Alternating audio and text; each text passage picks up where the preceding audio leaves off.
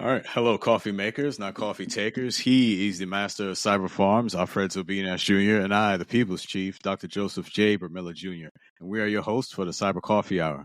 First on National, I hail from Mount Vernon, New York, and we are excited to share our experiences and stories along with those of our incredible guests.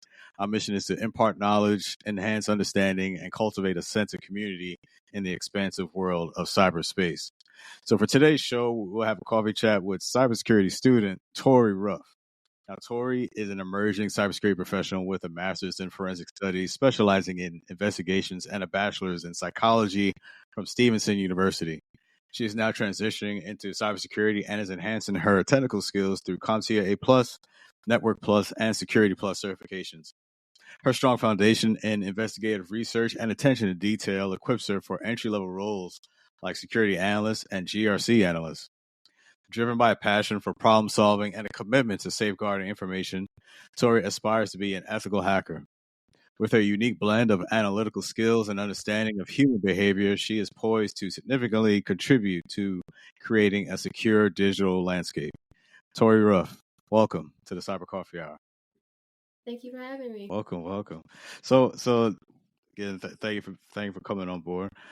But Tori, just share with us real quick just how you been. How's it been going? I know with your studies and everything. How's it been going for you? It's been going pretty well.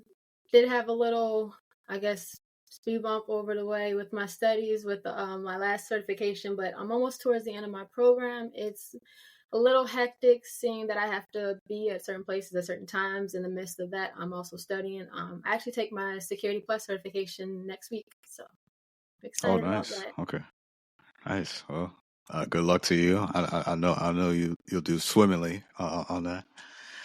Alfredo, how you been, sir? Same old, man. I'm all right. Business as usual. As much as I hate to say that, we got our buy us a coffee online, so that's linked to our LinkedIn page. It took a couple minutes to figure that out and figure out how to integrate it with LinkedIn, so that was pretty cool. Side of desk, I'm still doing my garden stuff. I'm trying to look out for particular interest in horticulture and trees, and I'm also going to get out here and cut my grass after this episode. Going to touch some grass after this episode. That's what's up, man. That's what's up. So I will tell you, I'm not going to be cutting grass today. What I'm going to be getting ready for today is Game 1 of the American League Championship Series with the Yankees and Royals today. Those who don't know, big baseball fan. And let me tell you, now you already know I'm a Yankees fan. But the other night, the Mets and Brewers game, the elimination game, winner go home game, that was completely nuts. So I'll just share a quick story with that. So I'm watching the game, laying on my couch, just half dead, right? Because the game went to like the sixth inning. Up to that point, it was like just nothing, no score. Brewers score back-to-back home runs. So it was like 2-0 Brewers. I'm like, well, it's over. Mets had a good run, right? So I'm already in my mind, like, it's over. So it goes on and on. It gets to the ninth inning now. So the last inning of the game, of course, those who don't know. So Mets start showing some life, get a couple base hits. So now there's a couple guys on first and third, right? Now steps Pete Alonso. He gets up to the plate. This guy hits a home run, knocks it out of the park. And mind you, and they're playing on the road, so they're playing in Milwaukee. So the crowd is just stunned. They went from pure elation because they thinking they're getting ready to win. He knocks it out of the park, and everybody's just quiet, pin drop. Like it's everyone is like, "What just happened? What happened?" So, and I lose my mind. I'm screaming at the top of my lungs. It's like 11 o'clock at night. I'm like screaming like a madman, and I was like, "Yo," because I just can't believe what I'm seeing. And then so they score 3-2. Then after that, they get like another insurance run, so they get so now it's 4-2, and then after that, the Mets pitching close out the game and they win and they move on. Now they're gonna be playing later today, actually, against the Phillies. It was a roller coaster of emotions, man. I'm not even a Met fan, but it was just a good game to watch. But that's me. That was me. That was what I did. All right, so let's get into it. All right, so Tori, what inspired you to transition from forensic studies and psychology into cybersecurity, and how do you think your previous education informs your approach to cybersecurity? So I remember when we met last year, you said something that really spoke to me and really made me think about my whole journey up until this point where I knew as a kid what I wanted to do. Like I was the kid that was always watching crime shows. I saw the black screens with like the green coding letters and everything. And I was like, that looks cool. I want to do that. But I didn't know what it was. When I was an undergrad, I actually started as a criminal justice major. And then I quickly found out that is not what I wanted to do. Everybody was convincing me I should be a cop and things. And I was like, that's just not my thing. I transitioned over into a psychology major and I really liked that.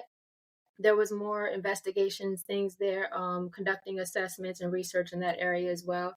When I graduated, I wanted to go to grad school for mental health originally, but then I thought I wanted to do cybersecurity then, but this is where the whole kind of shift happened.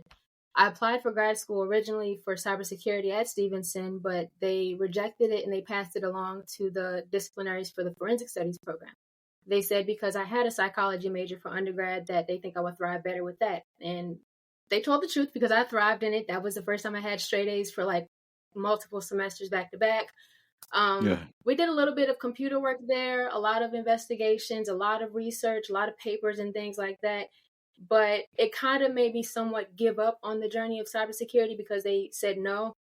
Fast forward to I think a year or so after the pandemic, I saw more people were getting into cybersecurity. They were doing the Security Plus certification, and I was looking like, what is that about? I did a lot of research, talked to some people. They were saying, get clear on your path and what do you want to do and things like that. I tried to do the self-study thing with Security Plus, and it didn't stick. I kept saying, I need structure. I'm always the person that wants to learn, but I liked being in school because I had the structure of if you don't get this completed by this day, there's consequences behind that versus self-study. Right. Oh, I can just put that off until next week kind of thing. So tried the self-study thing and didn't work out. The beginning of this year, that's when it stumbled upon my timeline. The Baltimore Cyber Range, they popped up, never heard of them. Apparently it's a state-funded program. They help you with 3 different certifications in cybersecurity. At first, I was saying, I just want the Security Plus. But then I said, why not get the other certifications? If the whole program is funded, I don't have to pay out of pocket for anything. So I started that and the rest is history. I'm just going to say that's the move. I've heard of the Baltimore Cyber Range. Excellent. That was the move. That was the Konami code right there. And they were out since, I believe, 2019. And the irony about it is I graduated with my master's 2019. That would have been perfect timing, but I didn't know about it until now. Yeah, I hear that. Yeah, for everything. So absolutely. Yeah. So you shared a little bit, but can we dive a little bit deeper? And can you share your experience pursuing the CompTIA A+, Network Plus, Security Plus certifications, and what challenges did you face and how did you overcome them? So starting off with the program with the A+ material, it was a little challenging at first because I hadn't been in like a learning environment in a very long time. I was always into computers as well. I remember in 7th grade, we had a summer program dissecting computers inside and out. But since I wasn't consistent with that, the kind of knowledge kind of just went away. But I did find that with the A+ being separate into 2 parts, that the hardware versus the software, we did in-person labs, again, diving into the hardware components of inside the computer. I loved it. When it got to the software part, I was like, there's so many menus. It's a little bit more challenging, but I made it work and understood like how the hardware plays along with the software as well. Moving on to the Network Plus, that was the most challenging one thus far. The hardest part with that I found was the subnetting. I didn't pass the exam for that. And I talked to Dr. Joseph. It took me a minute just to even reach out to him to tell him, hey, I didn't pass this one. More so with me getting in my own way, where it was like a full week where I was just like, I'm never taking this again. I don't need it. I don't want to have a job in networking ever again. And as soon as you, the program is set up where as soon as one part of the program ends, maybe about a week or 2, you're going on to the next part. I didn't take the Network Plus until I think a week into Security Plus. As soon as we started Security Plus, I learned quickly you need networking. So I was like, you know what? I got to go. I got to do it. So I'm studying right now for Security Plus. And when I finish that, I'm speaking into existence. I will pass next week. Once I finish that, I think I'm going to take a week off or so and then do the self-study again with the Network Plus. Now that I am more disciplined now, I can do the self-study with that. But overall, Security Plus, I think that's my thing, where it felt like everything was clicking more.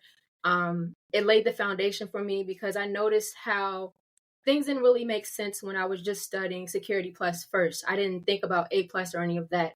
And a lot of people may look at it as you don't need these certifications, but I see it as that sets the foundation for these core principles, Right. these core concepts for you to understand why we do these things, how these things work. So it made it a lot easier, to be honest. It might have taken a little longer, but it makes it make more sense now. 100%. CompTIA is the one that maintains the baseline for fundamentals too. So there's baselines on different sides of the fence, but they are the guys that vouch for you are at a certain level with approximately 6 months experience based on. And I hope they maintain that accreditation because years ago that wasn't the case. And then they came out with continuing education units to each stackable cert. So that's why you see that path like, oh, I need networking to Security Plus to Cloud Plus, et cetera, all the way up the chain, because they're accrediting your 6 months experience and the continuing education in their cert. They're one of few that still do that and still maintain that accreditation. The other question I had too, right? With the hands-on portion, what resources are you using to get the hands-on experience with the questions on the certification? So we have a mix of using the test out labs online with the program. The program also has in-person labs. They are optional, but I took advantage of each and every one that they had. So when we got there, there was a little pop quiz, just to test your knowledge and like what we've learned so far. Then with the hands-on, the first part, we did the old hardware, the computers and everything. We took apart the computer, put it back together. Then they tried to do it with the laptops. The laptops are more challenging to take apart and put back together than the basic computer. Then the next part with networking, we also did, we work with the Ethernet wires, creating our own Ethernet wires, testing them to make sure they work, understanding like what needs to be changed, the order of the wires, and all of that. So online, a mix of online labs and then a little bit of in-person labs. Awesome. I love it. So we're going to pop over to the next. Oh, go ahead. Sorry. No, I just wanted to follow up and say that, Tori, what you shared earlier about, at first when you were unsuccessful with the Net Plus and you were just ready to just discard it and forget it forever. I went through the same thing. I mean, our friends could attest to this. Like when I took it back, when I first took Net Plus, long time ago, like 2017. But again, when I took both around the same time actually, because I went through a program through my employer at that point in time, and so they covered both cert. They did boot camp and then the certifications. So I passed Security Plus, Net Plus, then I came up short. So then after that, I felt the same way. I was like, man, I ain't gonna be no net engineer or nothing. So I was like, I'm good. So fast forward to where I am now. But before my current role, when I first came on board as a cyber engineer, I quickly realized like, I'm gonna need this, and the reason is because, right, exactly, and I believe the reason is that because they're foundational, you can't skip the foundation because it's gonna catch up with you at some point or another. Saying you can't evade it because no matter, and that's why I tell my mentees now, like, I don't care what your career goal is gonna be. Whether you're doing cyber threat intelligence or it doesn't matter. You need to make sure you get in the foundation and then build from there and then branch out.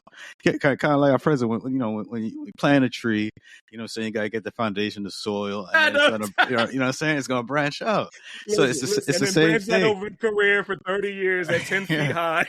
Right. Don't talk about at a high level because everyone wants to talk about that. You're gonna get me started now. But the point too, I heard you make. Oh, go ahead. You got it. Sorry. No, go ahead. The point I heard you make is the foundational. I'll tell a story too, because I was fortunate to have employers say, you will get these certifications or you won't work here. Mm-hmm. Right. So back longer than I want to recount. certain employers were saying you cannot talk to folks on the phone until you have Net Plus, A Plus, Linux Plus, Security Plus. And so I took that, being me, I took that as a challenge. And I said, skip the A Plus because I was working, I worked in hardware, right? I worked on those laptops and stuff we talked about. So I jumped into the Network Plus foolishly. Like, oh my God, I got drowned the first time, right? Then they put us in a class and said, you will pass this in a lab. They had Boson, they had the actual environment that the employer used. And then we went in a class and said, everybody hit the Network Plus.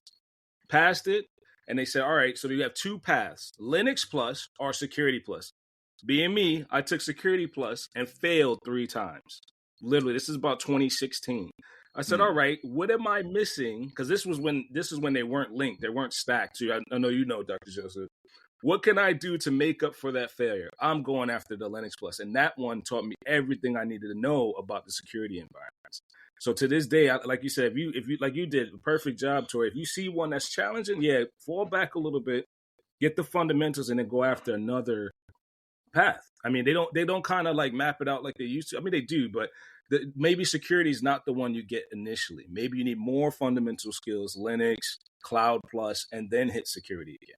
Because all of those they're stackable for a reason, depending on the environment that you're going to apply the Security Plus in, and then do CYSA, and then do Pen Test Plus, because they're all in that lab domain to ensure that, especially CompTIA, you have to know those fundamentals when you go out there in the environment in production, like let's say. Okay, so sorry, that plays into the next question. With your background in investigative research, how do you plan to apply those skills in roles such as security analyst or GRC analyst? And can you give us some examples of how those skills intersect or overlap? So for the security analyst, it's very important to be aware of recognizing threats, vulnerabilities, any inconsistencies versus like a baseline behavior of a system. So I think my researching skills will definitely help play with that in investigations, staying sharp on current threats and the resolutions to that, because without knowing what they look like, you won't, you'll just let anything pass through your system and like it crash. As far as the GRC analyst, I kind of feel like I've done some of the work in past previous employers, but I didn't know I was doing it in that point. So even back in my undergraduate career as a psychology major, when we were conducting research studies, we had to go through the approval process with the IRB board. It's the Institutional Review Board, to say, is this ethical? Are you going to check all these boxes off before we give you the green light to even conduct research? So I was kind of doing a little bit of that to make sure I was in line with that as well. I also used to work at an employment background investigations company as well, where I was reviewing different licenses and say, if you had any penalties within this amount of years, we can, reject this kind of test going forward, or versus if it's outside of that years, it's not pertinent, then we can let it pass. So knowing those regulations and being compliant with all of that will definitely help boost my skills to understand these different strategies going forward. Yeah, 100%. You already described most of what a GRC analyst does, right? So checking the boxes, sure, that's a part of it. But I guess I like to say the remediation review. When there's an issue, how do we move forward or stop it in this track? So yeah, 100%. The soft skills intersect. What do you feel connects GRC and the security analyst in that regard? Like, what do you feel it needs to connect it to? I feel like if you get the GRC out the way first, then it'll kind of help alleviate some problems moving forward with the security analyst kind of thing. So if you take care of the compliance, you're following the laws and regulations and things like that, you're making sure that it complies, and you're doing what you need to do to mitigate those threats going forward, so you don't have to worry about these things. 100%. Yeah, 100%. So, Tori, you desire to become an ethical hacker. So, like, what does that role mean to you, and what steps are you taking to achieve that goal? Many people will call it them saying I made it, but for me, it's I did it. Not necessarily proving anybody right but myself. Going back to where I was rejected with grad school for the cybersecurity program. This is me saying somebody told me no, but I considered it as not yet, or, next opportunity. Because I did give up for a few years, but then the idea didn't come back for no reason. This will be me saying, hey, I've proven myself right. I did it. It's possible regardless of my background, regardless of my experience of what I did for college, you know, because most people don't even have the college experience to have these fundamental skills.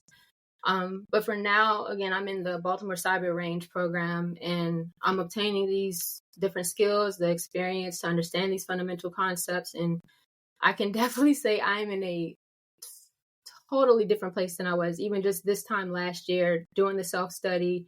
I'm also networking with professionals who are already in their careers, telling me how they started off, what they did to elevate in their positions. And most of all, I'm always remaining a student to life. I'm always willing to learn something. I would love to not be the smartest person in the room. I would always love to learn and just thrive off of somebody else to understand, how did you get here? What do you know? What can I do to learn more? Like I'm obsessed with learning as much as possible. I'm learning football right now. I'm learning how to swim. I'm learning Spanish, all while I'm doing this. So like, I'm obsessed with learning, but like going back to school, but always remaining a student to life is definitely my biggest thing right now. So yeah. I respect that. I'm gonna borrow a term from my cousin because he calls it a professional student, right? So you're a professional student at heart. You have the learn ops, you have the learn by doing, right? You'll learn an organization in a shorter amount of time, but you have the learn ops. So yeah, I'm just gonna pass that on and keep it going. You're absolutely doing the right thing, 100%. There's no organization that can stop you when you're doing that.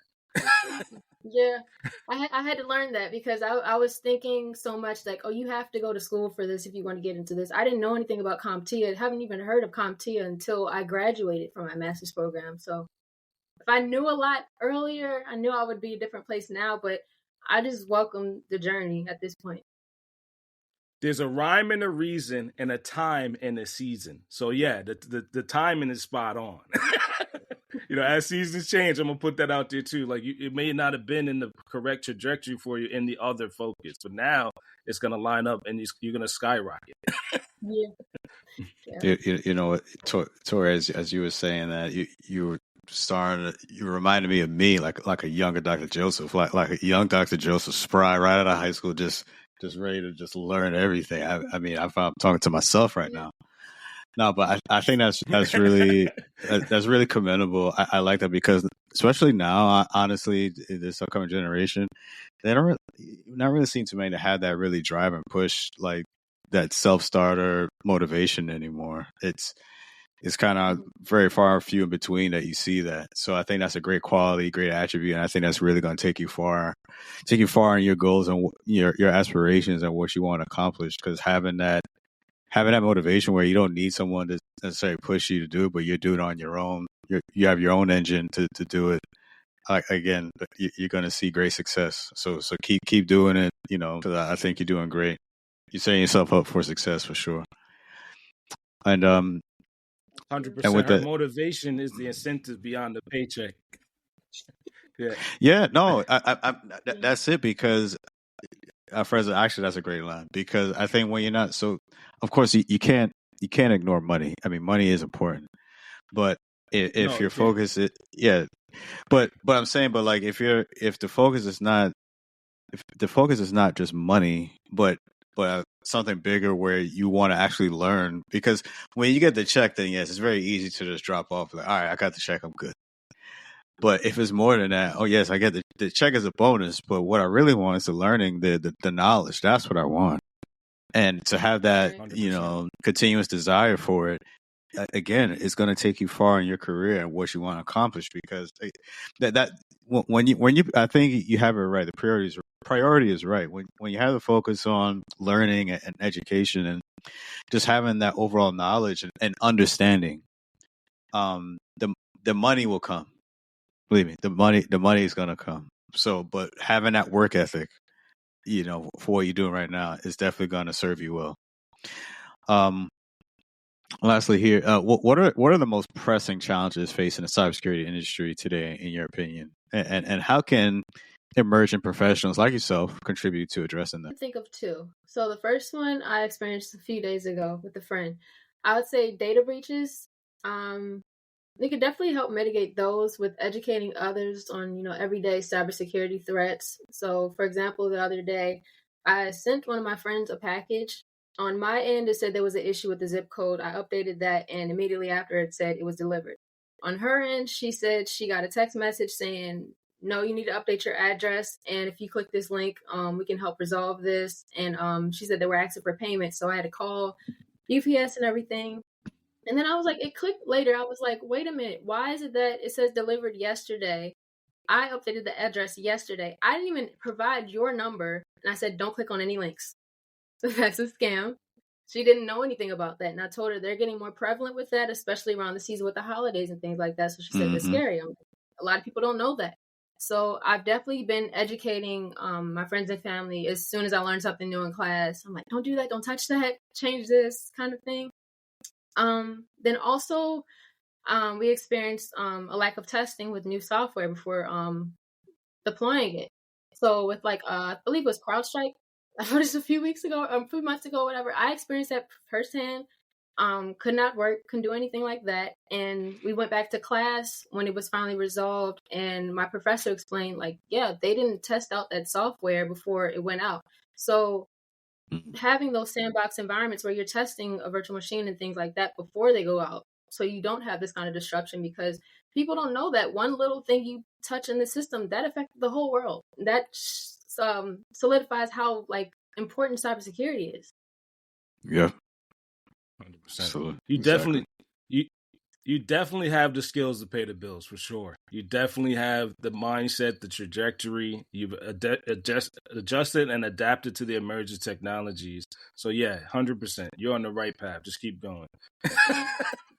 Sure, for sure. So again, we have Tori Ruff here on the Cyber Coffee Hour, part of the Alive Podcast Network, and we'll transition here, get know a little bit more about Tori, and also maybe some fun things that she likes to do outside of cybersecurity. So we'll dig in a little bit here.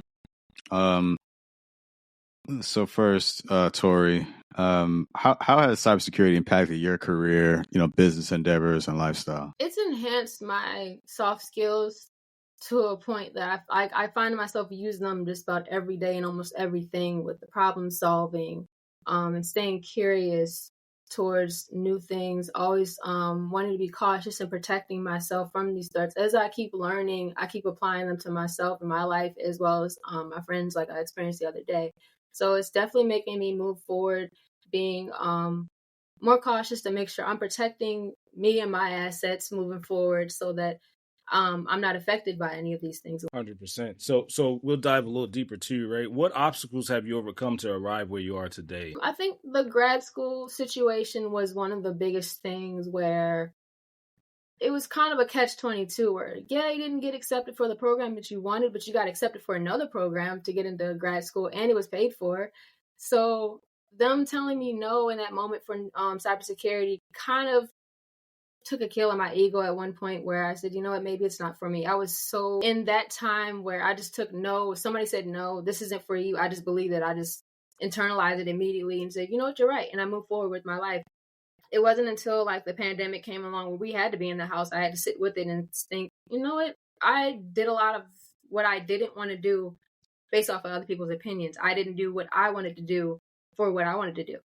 So it was a lot of second guessing myself. Before I started the self-study, I didn't know too many routes with the cybersecurity. So anytime I saw a free certification, even remotely related to cybersecurity, I said, let me get on it. I was stacking certifications that are irrelevant to this day, that I know I won't use. And they're not even industry recognized ones. It's just little website things. You watched a PowerPoint, you took a small test. It wasn't anything really to really talk about to this day. So I think getting in my own way and in my head of not understanding what my path was, what I really wanted to do, I had to really sit with myself and get clear. What exactly do I want to do?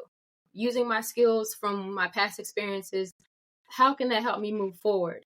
And a lot of it was just getting out of my own way. Some folks in the industry might compare that to analysis paralysis. So we are often stuck in the research mode, stuck into a sense where we want to check every box, connect every dot, and then that can lead to the actual paralysis that you're talking about. Yep. So yeah, I respect that. So now we got another more important question. What is your favorite coffee preference?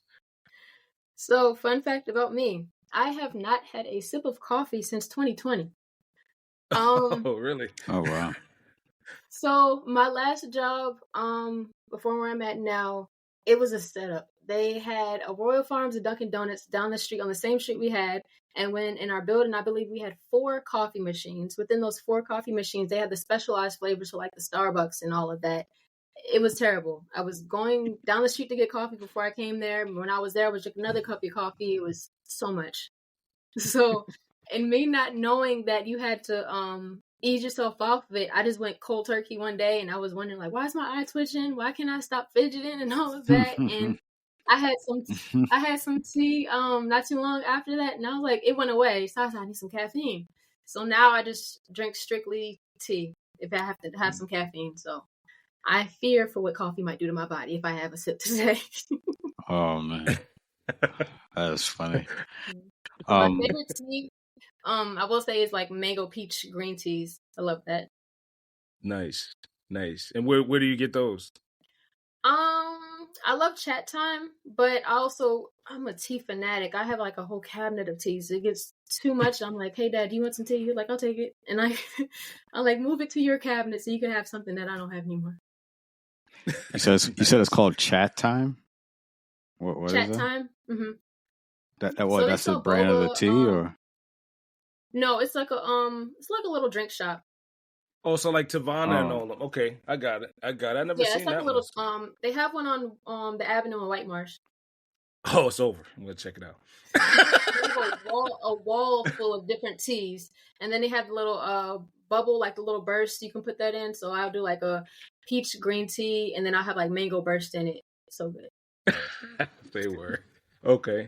So Nice. yeah, that sounds like a level up to Tavana and the other ones that might have been a little older. I'm not sure. Yeah.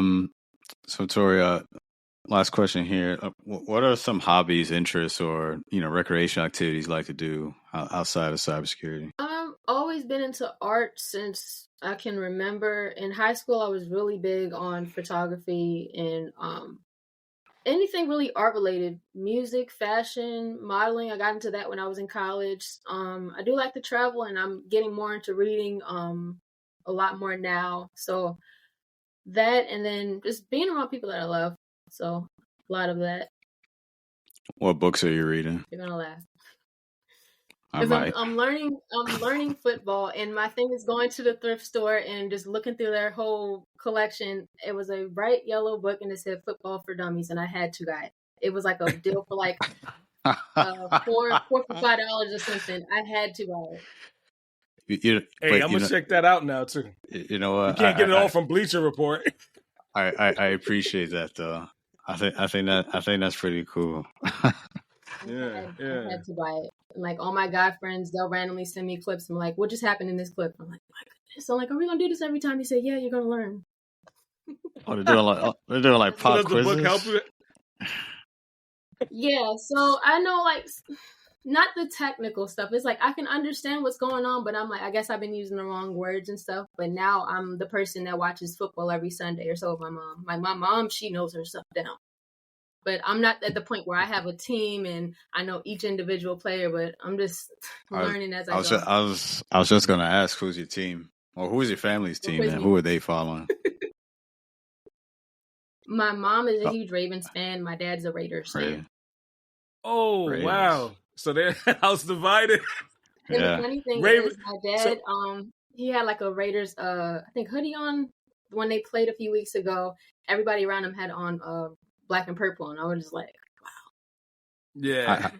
I could just imagine the chaos. Oh my God. And right before they started, I was like, hey Dad, how does it feel? Like, you don't feel a little crazy being the only Raiders person here with all this stuff on? He was like, no. And ironically, they won. Yeah. Like, and in this town, they won't let you live it down. No. And I'm like, I can't get behind the stress of like them losing and the point differences when they lose. I'm like, they won. They're like, but so they didn't do all it. I'm like, it's too much stress. So something that helped me was Bleacher Report. Oh, you got it. No, go ahead. Do you Do you use Bleacher Report yet, or because I'm the same way? Like I learned all my football stuff from Madden way back in the day, right? So recently, some coworkers were telling me to download the Bleacher Report, and it kind of like updates you on every team that you follow. I only follow 2, Giants and Ravens right now, but that's been helping me because it's not the same as playing Madden and running the stick moves, you know. I might need to download that. I downloaded the NFL app and I sent it to one of my guy friends. I'm like, hey, look what I did. I'm moving on to like the phase 2. And he's like, Tori, delete that app. You don't need that. I'm like, okay. What? I thought I was doing something. That's hilarious. That's hilarious. Yeah, it is. Well, yeah, I think the sent me stuff and was like, what happened here? Yeah. I'm sorry. No. I was gonna say, I think that's cool. I mean, we're just having fun, but I think just overall, the point of this is that we are find some sort of outlet, find breaks in our work. So whether it's football, whether you're out gardening, like whatever it is, just having something to, like I said, to help us take that mental break, step away, have some fun outside of it, and then we can get back and reattack. Towards our mission and what we want to accomplish. So, but again, I think that's great, Tori. And I look forward to see. Cause I think maybe next time we'll see you actually, plant a flag and actually choose a team that you're gonna stand by. So maybe we'll see that progress. But Tori, it's really been great. I'm sorry. I said hopefully. Yes. Don't let the Raven persuasion, influence you. Pick your team. Like, I know a couple Steelers fans down here, so nice. Yeah. Well, Tori, it's definitely been great having you on the show. And before we let you go, if there's anything you want to share with our listeners, nothing I can think of. I could give a little piece of advice for anybody now that I feel like I'm in the position to now give advice for that. Definitely don't take no for an answer. Focus on what you want. Like, get very clear on what you want. Don't take no for an answer, and don't let your circumstances consume you to the point you think that you can't do it. That's awesome. Wise words, sage advice. So thank you for that, Tori. And thank you for joining us out there watching and listening for another episode of the Cyber Coffee Hour, part of the Alive Podcast Network. If you enjoyed this episode, explore more engaging content in the Alive Podcast Network app. By supporting this podcast and nearly 100 other Black-hosted shows, you can enjoy ad-free listening while contributing to our diverse range of voices in the podcasting space. We appreciate your support and look forward to sharing more insightful conversations with you in our next episode. So until then, keep brewing those ideas and stay curious about cybersecurity. All right, that's it. It's a wrap. We out of here. Peace.